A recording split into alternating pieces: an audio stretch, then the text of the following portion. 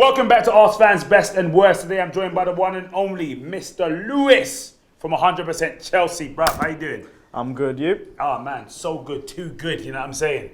So I feel like it's a great and glorious time to be doing Best and Worst in Chelsea. Yeah, 2 defeats on the bounce, that's great. But listen, at least there's going to be an opportunity for you to relive some great and glorious moments as a Chelsea fan. So we're just going to kick it off. Are you ready for this? Yeah. All right.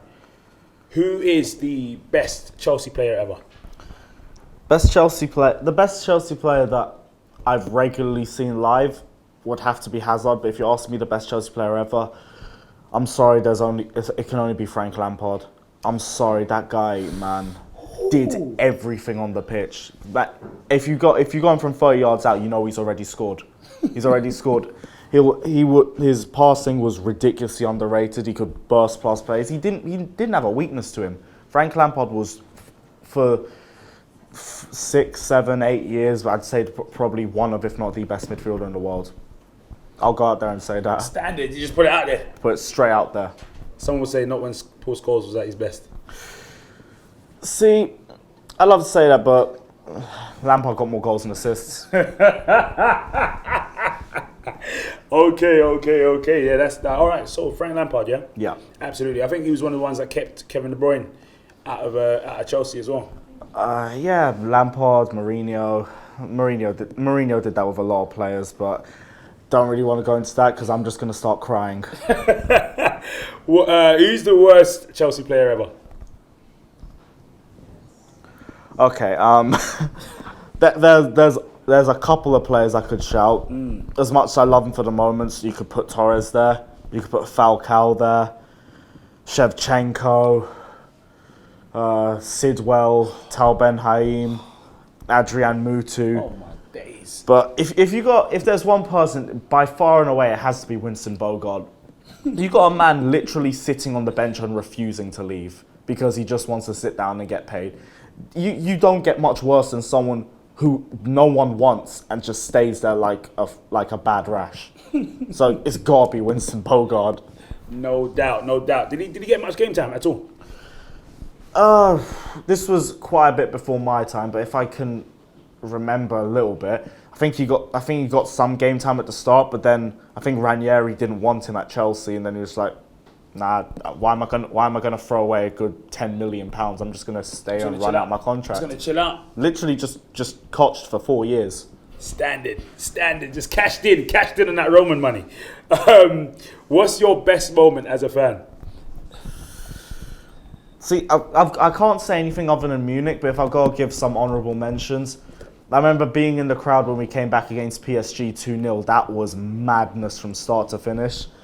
When we won the league at West Brom last season, that's still hands down the best Chelsea crowd I've ever been a part of in my life. What other moments stand out? There will be a lot from last season that would stand out. The 3-1 against Arsenal, 4-0 against United. Sorry, man. What else could stand out? We had... There's the obvious ones in the Champions League run as well. You got the 4-1 against Napoli, the 1-0 against Barcelona. But if you got to pick one, it's got to be Munich. I remember I had an Arsenal fan sitting next to me on one side, a United fan sitting next to me on the other side. My dad, who's a neutral fan, so I was the only one just like, "Come on, Chelsea!" And then when Muller scored, I was like, "Oh, this is happening again." And I remember when Drogba scored, I didn't even know it went in. I thought Neuer palmed it over the bar. I just see Drogba running off and celebrating. I'm like, wait, did it go in? I just see him running off celebrating. I'm just jumping up and down. So it's got to be Munich. It's got to be Munich. My only regret is that I wasn't there for it. Incredible moments. Champions League bring about some of the best moments for fans. It's a beautiful competition. What's your worst moment as a fan then? It's got to be the 15-16 season as a whole. Like, if you talk about everything going wrong, the board messing up, Mourinho messing up, the players messing up. Were you Mourinho in during that season? I'll be real. Looking at it now, I was one of those fans that was brainwashed into thinking, okay, Mourinho just needs to say this guy. Like, we can't get rid of him now. But you look back and it's like he was making mistakes. He was stubborn with the lineup as well. The players that were playing poorly, he was still continuing to play them, and he wasn't really changing anything up. And even then, you could say Like you saw Gus Hiddink come in and just stabilise everything. As much as you want to say you want to give Mourinho a chance, we were a point off the relegation zone in December. Like, it comes to a point where you're just going to be like, yeah, he's won you the league last season, but come on, something has to change. And at the end of the day, changing the manager is easier than changing the entire squad. I hear that 100%. Now, this is a pretty contentious one here. What's the best atmosphere in the Premier League? Right now, I don't know if anyone said this on there before, but I'm going to go Huddersfield.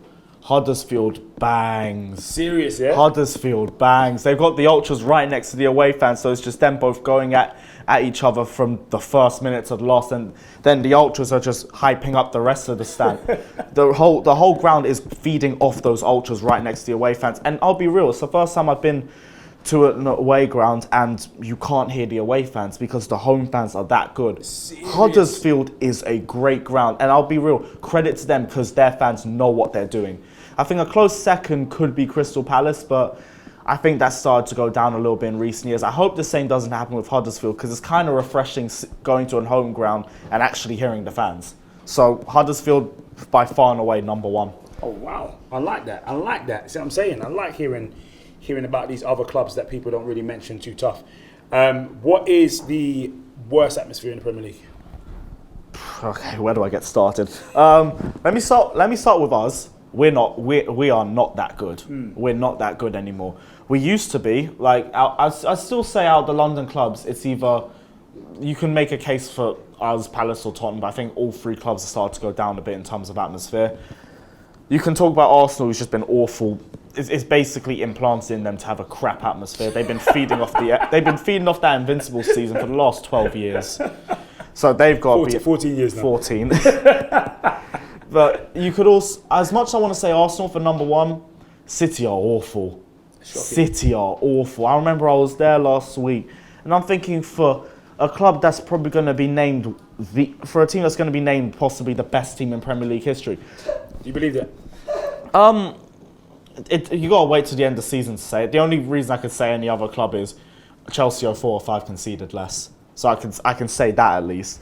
But you're thinking for a team as good as City's, their fans would be hyped up. They're not. They're quiet as hell. You were saying that. Yeah. You must have heard nothing. To be honest, I was for the majority of the game. Well, for the early parts of the game, first half, you guys were were the loudest in the stadium, as in the Chelsea away fans, and I didn't hear the City fans sing until the 92nd minute. That's Man City for you. I've been there twice now, and you could hear a penny drop. It's that bad, honestly. I think as much as I hate Arsenal, I want to put them at number one. It's got to be Man City. They're terrible. For the last two, your good friend, Mr. Premier League winner, what's the best thing about Antonio Conte? And you cannot say his hair, or the wig, or the weave on, or the extensions. If I've got to pick something, it's something that I think has drained off a little bit in the last couple of months, but it's got to be his passion. The way he riles up the players on the touchline from first minute to the last. The fans and the players both feed off his passion. So if I've got to pick one thing about it, because that was the first main difference I saw between Conte and Mourinho.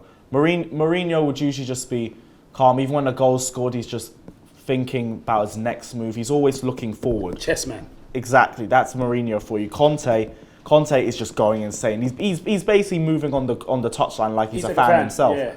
And that's the thing that you see Antonio Conte and you can relate to him. Mm-hmm. And that's why we took to him so well and so quickly, because it was just something different. So if there's anything for me, it's got to be the passion. No doubt. I can't even disagree with you about that, to be honest with you. What's the worst thing about Conte? Oh, this is perfect timing, isn't it? I'm going to have to say Antonio Conte is very stubborn. He's very stubborn. You see it on the pitch. He doesn't send any subs out to warm up until about the 50th, 60th minute. He doesn't bring one on until the 70th, 80th, regardless of whether we're winning or not. I think the fact that they continuously like subbing off our best player, Eden Hazard, I've never really understood. I can understand at times resting him and all that, but like for example, if we're losing to Man City and you take off your best creative outlet, what are we doing?